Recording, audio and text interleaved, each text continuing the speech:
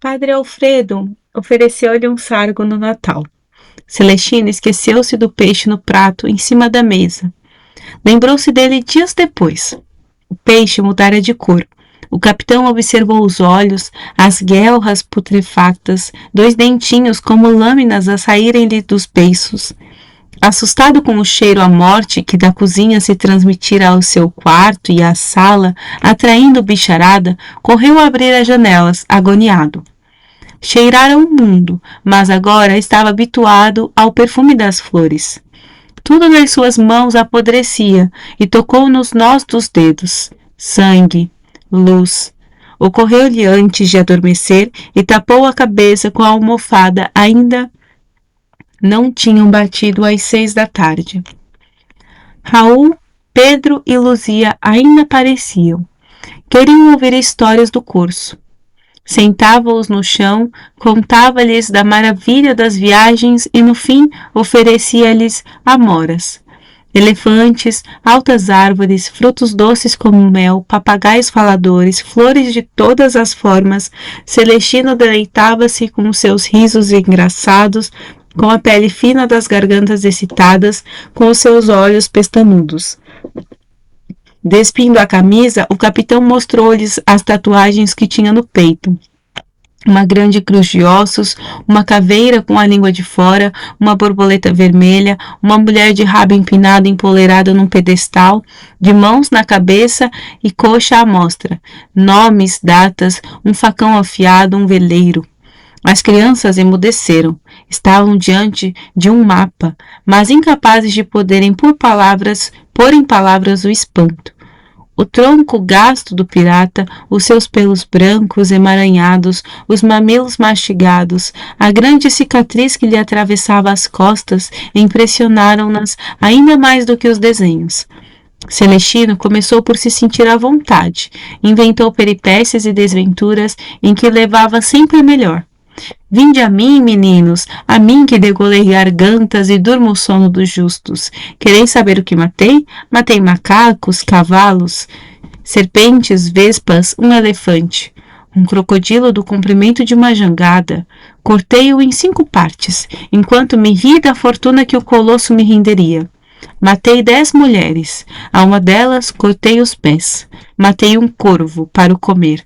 Raposas, ratazanas, matei centenas de homens com as minhas mãos e elas não me caíram. Matei os sonhos de 1 milhar de outros. Queimei cabanas. Um dia mordi o pescoço de um homem até lhe arrancar as veias para fora. Espetei uma lança no peito de um amigo. Roubei dinheiro. Rebentei o crânio de um albino contra uma rocha. E a seguir esquartejei-o. À hora de adormecer, a mão de minha mãe entrava por mim dentro com uma xícara de leite morno, muito doce, e levava-me na mão do sono. Há aqui toda uma descrição dele falando daquilo que ele teria feito, contando vantagem da sua crueldade, da sua vida de pirata, etc. E no fim, a sua total indiferença, a sua noite tranquila, a sua mãe ali nos seus sonhos, na sua imaginação, antes de dormir, vinha com leitinho quente, morno, doce, dava para que ele dormisse, né? E levava-o na mão do sono, ou seja, arrependimento nenhum, sentimento nenhum, tristeza nenhuma, muito pelo contrário, orgulho da sua vida de pirata. Aos poucos, à medida que os dedos dos miúdos apontaram para o seu corpo como se ele não estivesse ali, percebendo o pasmo das crianças diante do testamento da sua longa viagem, e como o pasmo se misturava com repulsa diante do corpo de um velho, a gabarolice das memórias deu lugar ao embaraço. Não via os meninos à sua frente. Mergulhou para dentro. No final das contas, a vida não lhe dera a nobreza de morrer em novo. Deixara-o sobreviver num esqueleto inútil. Quisera que se visse abandonado. O mesmo mar que o cuspira, permitindo-lhe o regresso, zombava dele, num último lance de ironia, tornando-o em terra, uma curiosidade para a imaginação das almas puras. Domesticaram-o. Enjaularam num jardim. Então essa é a reflexão interna dele. O narrador entrando na mente do personagem e descrevendo como ele se sentia diante daquela situação, porque ele tá ali, né, tirou a camisa e tal para mostrar para as crianças as suas tatuagens, as suas aventuras, mas depois ele se gabar, né, na sua gabarolice, ou seja, depois de tanta falação, de tanto dizer sobre os seus feitos, o que teriam sido os seus feitos, ele decide, ele se percebe um pouco constrangido porque as crianças estão olhando para ele, para o corpo dele, né, para o tronco dele, ou seja, para o peito, para as costas, enfim, para o corpo dele nu, né, obviamente está falando da parte de cima do corpo, com alguma admiração, com alguma curiosidade, porque, enfim, são as tatuagens, é um mapa das aventuras dele, mas também com algum nojo, com algum asco, porque é o corpo de uma pessoa velha, idosa, né, as peles caindo, etc. Então, para as crianças, aquilo era uma cena um pouco chocante. Ver assim a velhice, digamos, a olho nu. E aí quando ele percebe isso, ele fica um pouco embaraçado, um pouco sem graça, digamos assim, e mergulha para dentro e começa a refletir que, afinal de contas, ele não morreu no auge da sua força, da sua virilidade,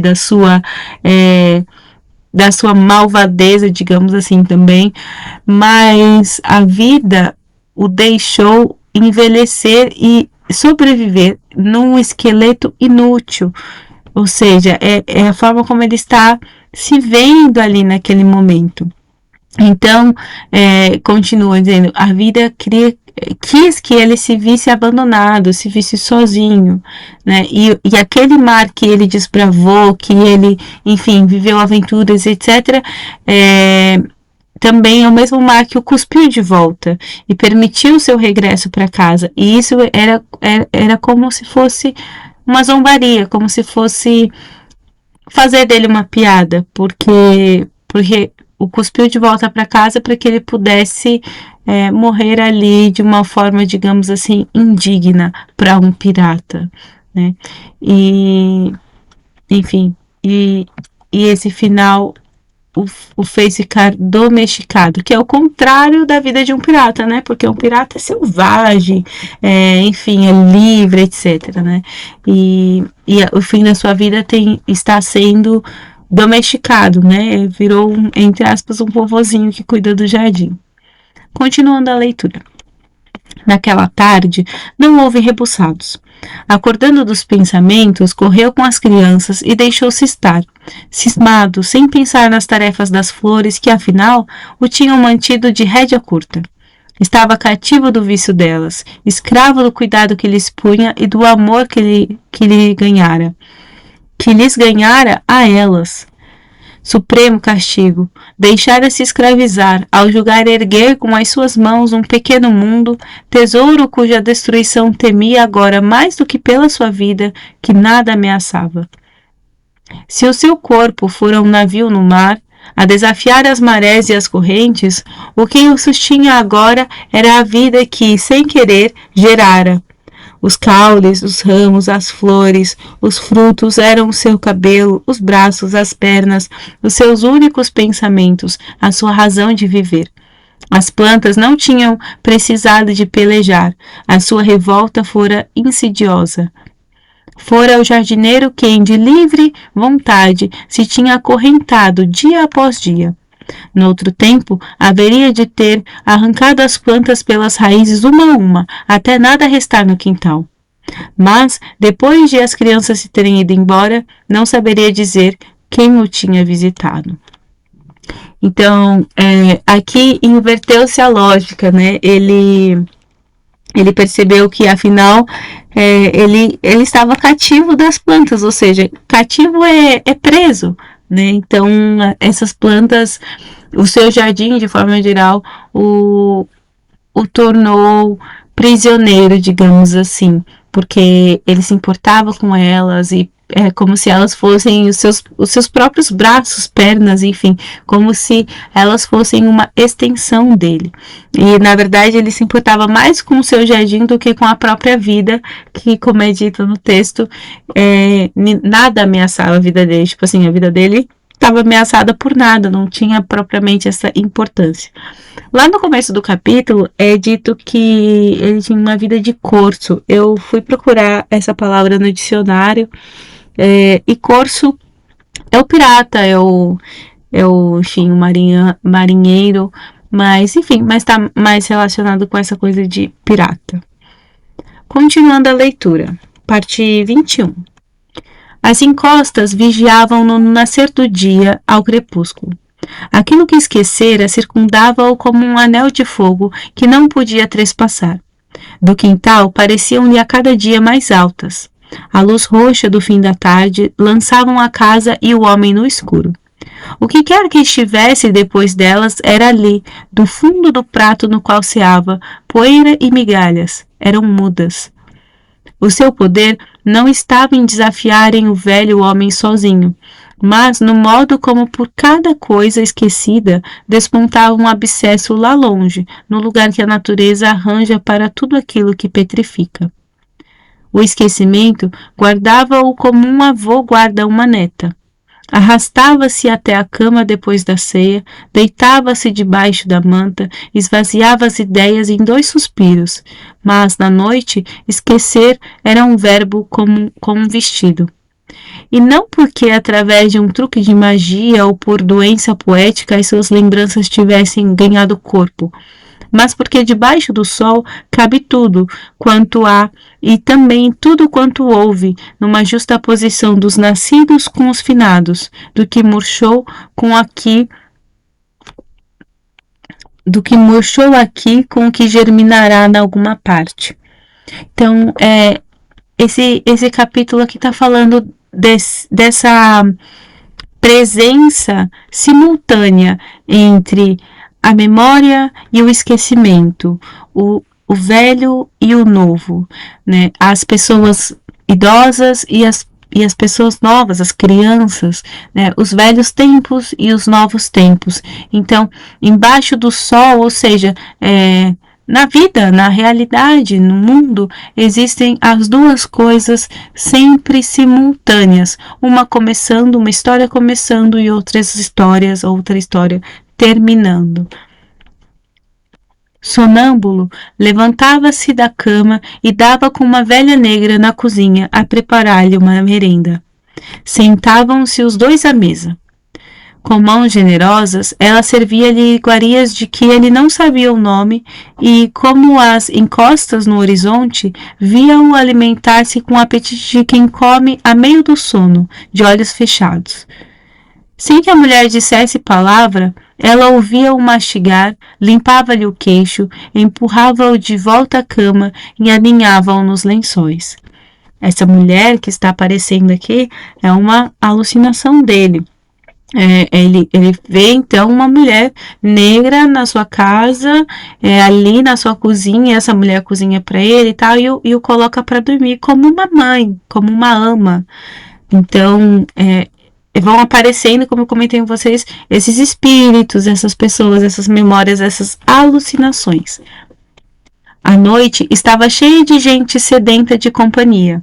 Celestino chegava à cozinha de ceroulas e em tronco nu, desperto pelo eco de um cair de moedas sobre a mesa. Padre Alfredo aparecia-lhe mais novo do que era e sentava-se lado a lado. Nem sempre o padre trazia a batina. Vestia como um rapaz da casa das sementes, com uma camisola de lã e grandes botas sujas de lama. Às vezes vinha do tamanho de um rapazinho, mas não queria nem rebuçados nem aventuras. De madrugada, também não queria levar a confessar-se. Ficavam em silêncio, a ouvirem o crepitar das brasas. À noite, na casa, refrescava como uma noite no mar, até que o silêncio se tornava um nada denso, extravasando os limites da cozinha, queimava o capitão por dentro. Celestino corria a abrir as janelas, indo contra as paredes. A casa, na sua ideia, pegava fogo. Tinha ganas de estrangular Alfredo, mas, tentando tocar-lhe o pescoço, afagava-lhe os cabelos suspensos no ar, sem corpo que agarrar. Ou eram os relâmpagos que o acordavam outras noites, ouvia panelas batendo umas nas outras na despensa, como se uma banda tresloucada tivesse ocupado o lugar das caixas de farinha e das garrafas de aguardente.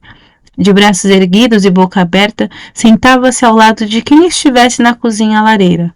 Um negro que só vira uma vez, a viúva inconsolável de um pescador. Então aqui vai falando que ele começa a ser acordado durante a noite pelas suas alucinações. E cada hora era uma coisa diferente. Às vezes era o Padre Celestino, mas que não estava... O Padre Celestino, olha, desculpa. O Padre Alfredo, mas que já não parecia com o Padre Alfredo, parecia que ele era mais novo. Essa coisa do sonho. Essa coisa... quem nunca, né? Sonhou com uma pessoa, mas ela estava com... sei lá, com cabelo de outra, ou que, enfim, essas coisas que a nossa mente faz, né? Essa mistura de memórias.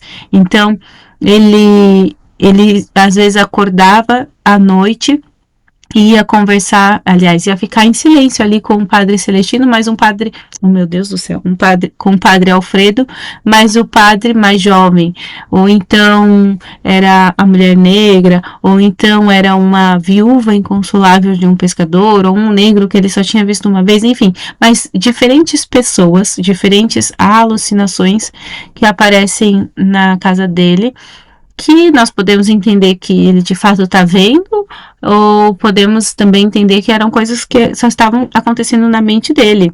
Mas de todo modo, ele vivia essas experiências, seja do lado de fora mesmo, enxergando, ou seja do lado de dentro, na sua mente, ele estava sendo acordado por essas alucinações. Bem, continuando. Um mendigo levou com um raio na cabeça na Rua dos Choupos naquele ano. Encontraram-no morto. Disse-se que a cara estava negra, que tinha perdido os olhos e a boca e as botas. As crianças deixaram de aparecer nos meses que se seguiram. Pouca gente cruzava a rua. O capitão espantava-se se calhava a acordar fora da cama, às vezes sujo, lambuzado, arranhado, com a cozinha ou a despensa revirada. Não se lembrava de nada, como se o esquecimento tivesse resolvido fazer pouco dele. Lavara a cara, ia ao quintal e sentava-se à chuva. Então, aqui nós temos essa descrição do que eu estava falando para vocês. Ele vai vivendo essas experiências e ele vai acordando durante a noite, mas ele não percebe isso. Ele não está de fato acordado, ele está sonâmbulo. Então são sonhos, são alucinações. Continuando. A casa e o jardim, que começaram por compor a sua imagem, estavam desleixados. O jardineiro passava o dia persuadido de que buscava o acordo entre a sua forma íntima e a sua aparência, mas a velhice e a falta de siso transmitiam-se aos poucos às coisas em seu redor sem que ele desse conta. O que aos seus olhos era belo estava tosco e gasto como as suas calças. As plantas, ainda florescentes, eram uma sombra do que haviam sido, desbotadas como as suas tatuagens. Garatujava no mesmo caderno, mas não entendia a sua letra. Nomes de plantas, lugares e navios, cores, frutos, portos, palavras que não sabia como escrever. Sal, cã, deitar. Pedro, inho, aqui, piolho. Olha só, quero só destacar que, de fato, são anotações dele, esses trechinhos que nós vamos lendo em alguns capítulos, né? Algumas anotações, coisas do passado, do presente, coisas que ele precisa lembrar de comprar, enfim. Aqui está a confirmação no texto de que eram anotações dele. Garatujava é a mesma coisa que dizer rabiscava. Né, fazia ali, enfim, anotações rápidas. Adormecia de pé, trauteava cantigas da juventude e sonhava de olhos abertos. Os relâmpagos caíram sem clemência no último outono. Parecia que a velha casa da Rua dos Choupos era a última casa habitada no mundo. Ou uma balsa esquecida nas ondas, ou o porão de escravos de um navio à deriva.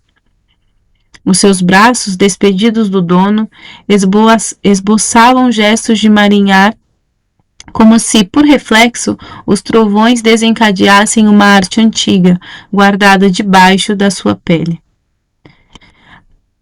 Antes de continuar, eu quero fazer esse comentário aqui.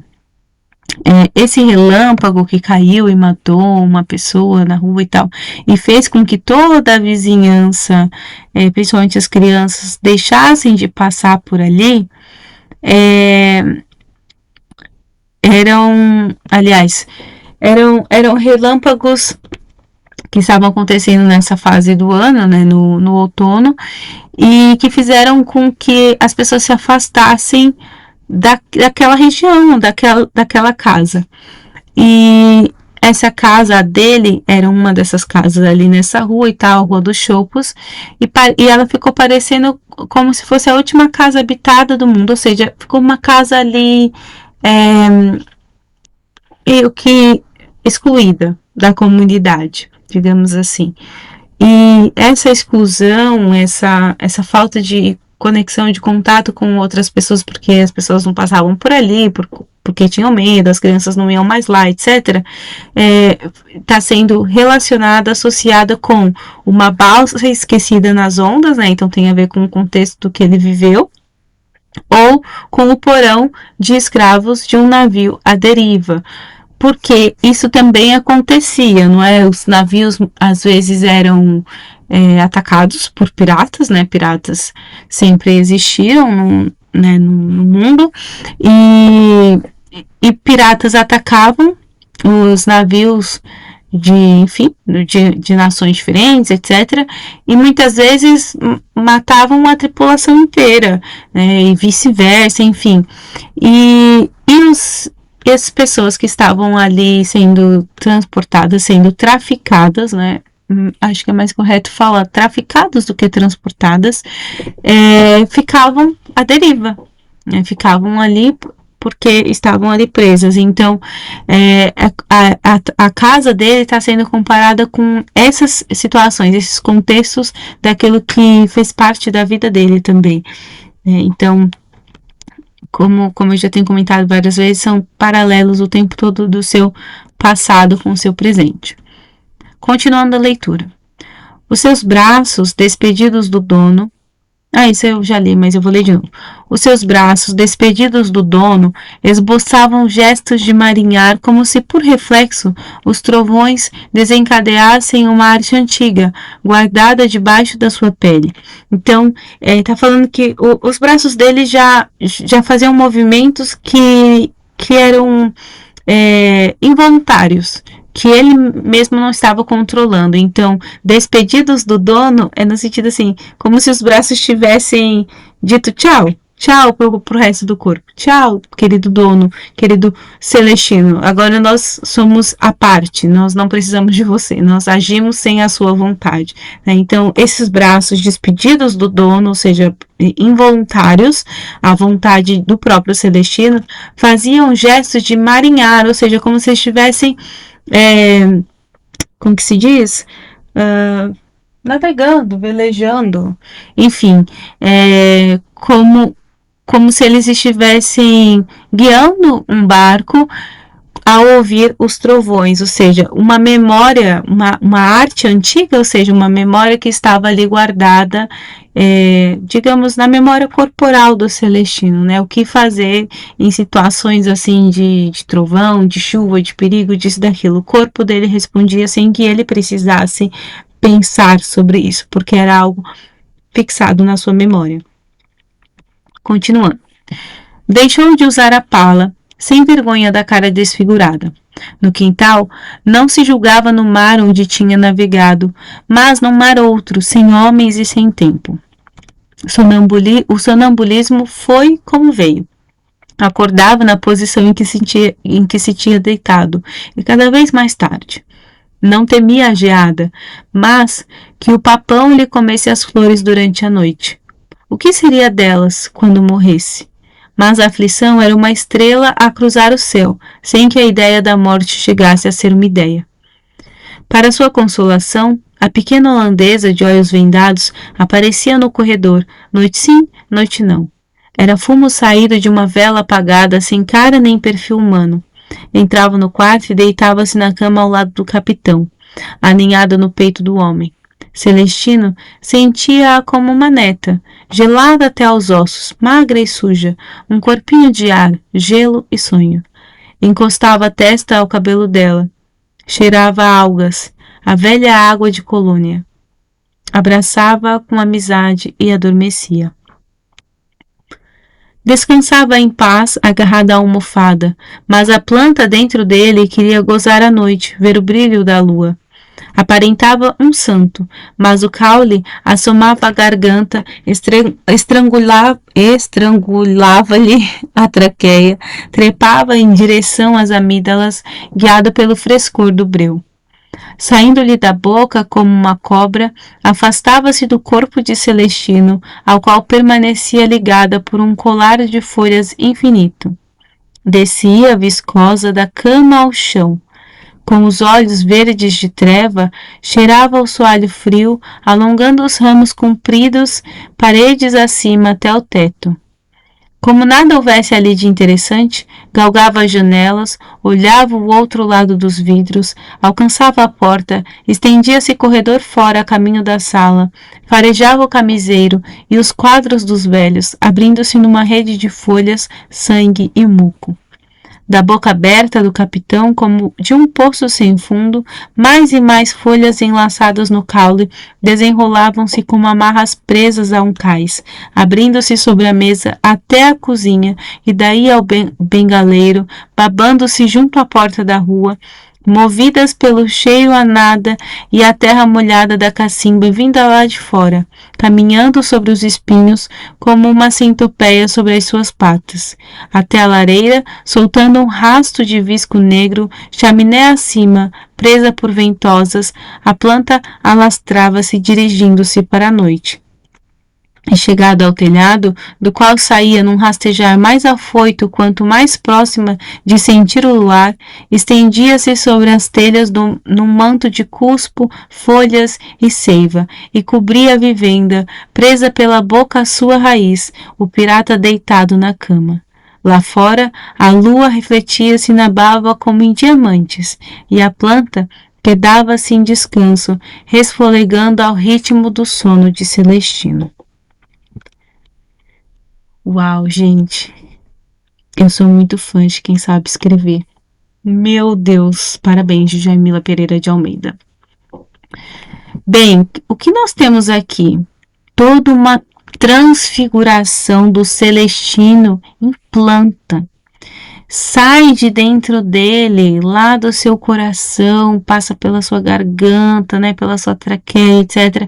E uma planta toda sai de dentro dele, e folhas e flores, e misturadas com a baba, porque sai pela boca e não sei o que, enfim, e vai passando por toda a casa, aqueles ramos, aqueles caules, enfim, e passa pela cozinha, e passa pela sala, etc, né, sobe pela chaminé, sei lá, e chega ao telhado e tal, tudo isso em busca da lua. A lua, em vários aspectos da literatura, a lua representa emoções, né? Às vezes emoções negativas, mas também emoções de forma geral, né? É muito associada a essa ideia também dos amantes, enfim. Mas a lua tem sempre um teor de reflexão, de introspecção e de emoção. Então, pode ser uma interpretação possível, né? Uma conexão do Celestino com essa busca pela lua, busca por ver esse brilho, por aproveitar da noite dessa forma. E, enfim, e todo este capítulo, aliás, perdão, todo este parágrafo mostrando essa transfiguração. Bem, ele não se transfigura completamente, mas o homem celestino vira meio que um homem planta, né? Então, ele é o Celestino ali deitado na cama, o idoso, né? Deitado na cama, mas também essa planta toda que sai dentro dele e que abraça a casa, e que vai até o telhado e encontra ali a luz da lua e fica ali, né? A planta que dava assim descanso, né? Então essa planta fica ali respirando e existindo ao ritmo do sono do Celestino, né? Então ele tá dormindo e respirando e esse pulsar da vida dele também é o pulsar dessa planta toda que nasce de dentro dele. Muito bonita, né? Essa imagem muito bem descrita. Enfim, até já no próximo capítulo.